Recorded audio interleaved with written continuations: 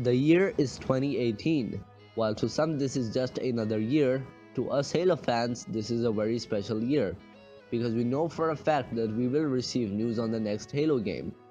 We don't know much yet, but the things we do know are very exciting, such as the return of split screen and a higher emphasis on Master Chief's story. But I can't help but be worried about one thing, something that has completely destroyed games in the past: microtransactions. We know that Halo 6 will have something along the lines of the REQ system. Whether it be by the same name or not does not matter. Judging by how successful it was in Halo 5, I can for sure say that it will be returning. I don't want to see Halo 6 be destroyed by something like microtransactions, especially after how much of a rough time the series has had. So grab some Halo 3 limited edition Mountain Dew and lean back, because I'm going to try and tackle the question: how should the REQ system be implemented in Halo 6?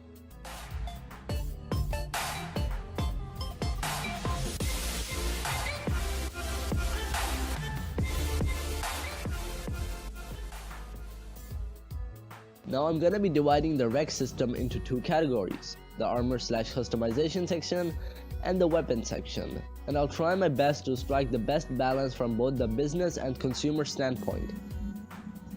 Let's start with armor unlocks. Let me just say, Halo 5's armor unlock system sucks. Armors being only unlockable through REQ packs means that it's all random. There's no skill required. I could open 20 REQ packs and not get an armor, only to have someone else get the same armor on their first REQ pack. Now don't give me none of that "it's only cosmetic" shit. Armor sets are a significant part of Halo. They're special in a way that I cannot describe.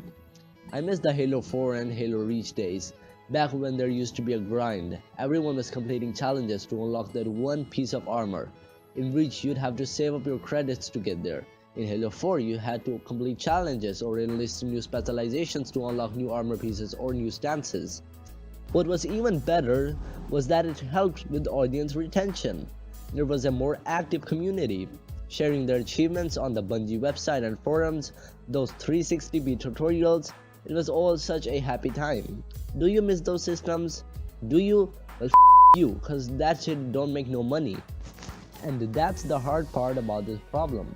Armor sets are one of the biggest selling points of the REQ system, and if they get cut out, we can expect other paid content like map packs and shit, which no thank you.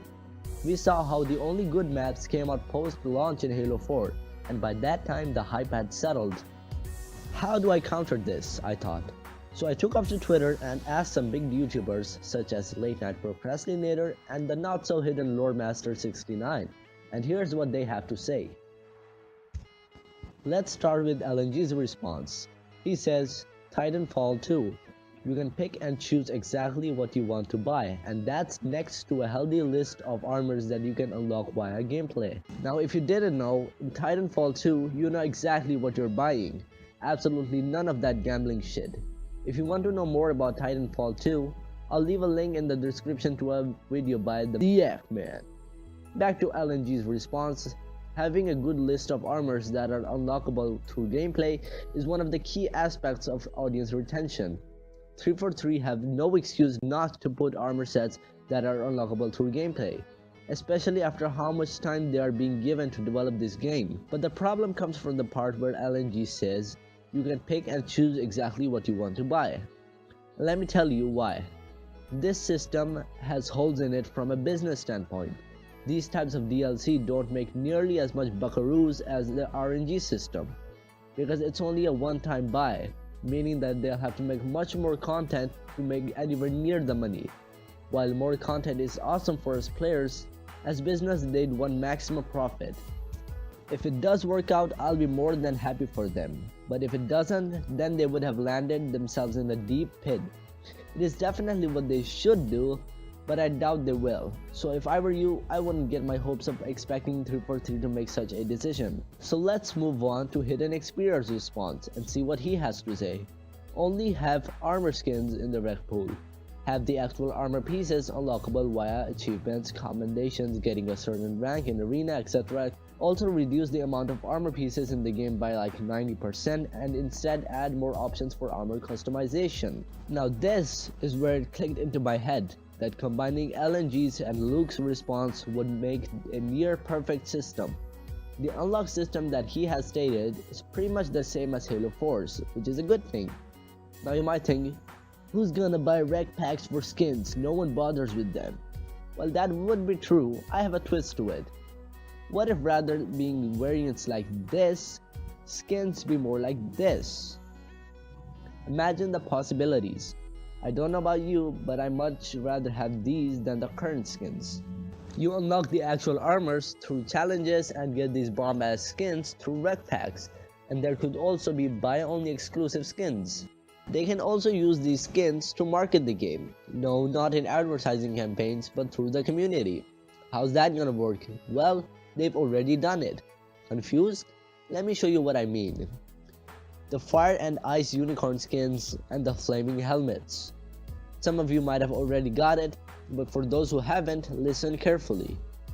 The only way you can earn these is by doing something significant for the game, and one of those things is montages. Montages get a hell of a lot of attention, and they're basically an ad for the game because they're attracting new players to buy the game. So essentially what's being done here is that 343 or Bungie used these skins as bait for creators to make these montages, so new players can come in. Sneaky, right?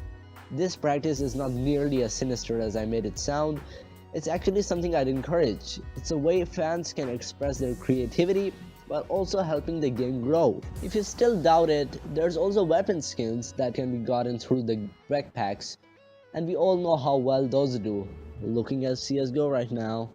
Speaking of weapons, let's talk about the REQ weapons. And oh boy, do I have something to say here. This part about weapons will be somewhat of a rant. A rant about what, you may ask? Well, let's go back around mid-2016 when I first saw Warzone. I was watching some gameplay on YouTube and I saw a yellow sniper rifle. I was like, cool, you can have skins on power weapons now. Nope, that was not a skin, it was a different weapon. A different weapon to the standard sniper rifle. How are you all not flipping your tables yet? People went full force on Destiny 2 for recycling models, but not here. Granted, the case isn't nearly as severe here, but it still feels lazy and unprofessional. You can give me any lore reason and I won't accept it.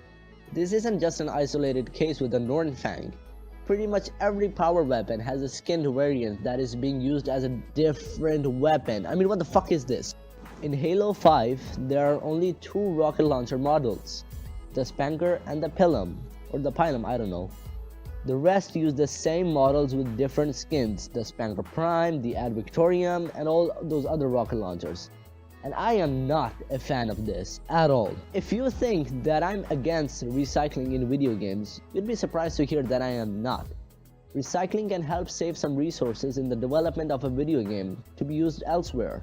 And that's completely fine, but there's a good way to do it and there's a bad way to do it. What's the good way to do it, you may ask? Well, an example already exists in the Halo games. In Halo 2 Anniversary, take a look at the sniper rifle. And now take a look at the Halo Reach sniper rifle. If you couldn't see it, these are pretty much the same models. The Halo 2 Anniversary model is a bit more refined and it looks much better in my opinion, but it is the same model. It's not a 100% copy and paste. It does look like a modified version of the Halo Reach sniper rifle. This type of recycling is fine.